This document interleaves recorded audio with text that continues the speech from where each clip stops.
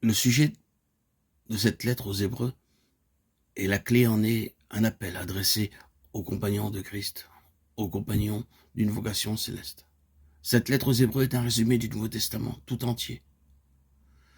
En faisant cette déclaration, nous vous ouvrons naturellement un champ de méditation très vaste.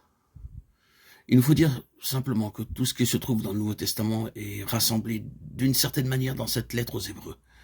C'est pourquoi tout ce qui se trouve dans le Nouveau Testament se résume dans cette seule pensée. Dieu cherche des compagnons pour son Fils, dans une vocation céleste. Creusons plus profondément dans cette lettre aux Hébreux en ayant toujours cette seule pensée dans notre esprit. Ce sont les compagnons de Christ qui sont en vue. Disons quelques pensées au sujet du point de vue que prend cette lettre aux Hébreux. Nous comprenons qu'elle a été écrite à ces Hébreux chrétiens en un temps de crise très sérieuse, alors que tout un système qui avait existé depuis plusieurs siècles allait prendre fin. Tout le système de l'Ancien Testament à partir de Moïse allait cesser. Après que l'auteur eut écrit tout ce qui se trouve dans cette lettre, il donne une citation de l'Ancien Testament. « J'ébranlerai encore une fois non seulement la terre, mais aussi le ciel. » Or ces mots, encore une fois, indiquent la transformation des choses qui, par cela même qu'elles ont été créées, seront un jour ébranlées afin que subsiste ce qui est inébranlable. Hébreux 12, 26, 27. Agé 2, 6. Mais en citant ce passage des Écritures et en le mettant à la fin de cette lettre, l'auteur dit que c'est précisément ce qui va arriver.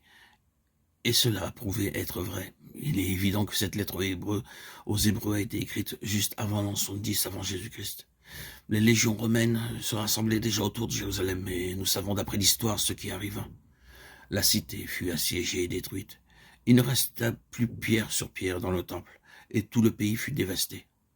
Le service sacerdotal cessa et toutes les fonctions du temple prirent fin. Tout le pays fut mis dans un état de désolation absolue. Et depuis ce jour et jusqu'à aujourd'hui, ce système a cessé d'exister. Et cette lettre aux Hébreux fut écrite parce que le Seigneur savait ce qui allait arriver et parce que dans le dessein divin, le moment était arrivé. Lisons à présent cette lettre aux Hébreux à la lumière de cette grande crise historique. C'était le côté sombre de l'histoire. Mais nous remarquons que cette lettre est remplie de cette chose meilleure qui a pris la place de l'ancienne et nous nous arrêterons sur cette chose meilleure à mesure que nous avancerons,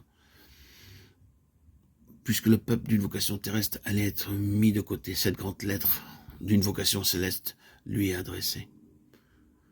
Souvenons-nous que son message demeure pour nous. Ce serait une personne très aveugle que celle qui aujourd'hui ne verrait pas qu'un autre événement semblable est très près.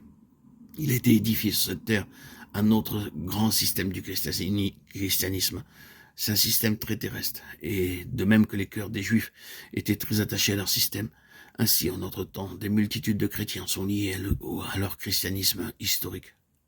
Je ne prétends pas être un prophète, mais il y a dans la parole de Dieu beaucoup de passages qui parlent du moment où tout ce système sera ébranlé. Il est très impressionnant que durant notre vie, nous ayons vu cela s'accomplir dans une petite mesure, alors que des églises ont été détruites, des congrégations dispersées, si bien qu'il n'a plus été possible de continuer selon les anciennes formes. Les hommes ont dû reconnaître et rencontrer le Seigneur pour eux-mêmes, sans aucune aide terrestre. Ils ont dû recevoir leur secours du ciel et non de la terre.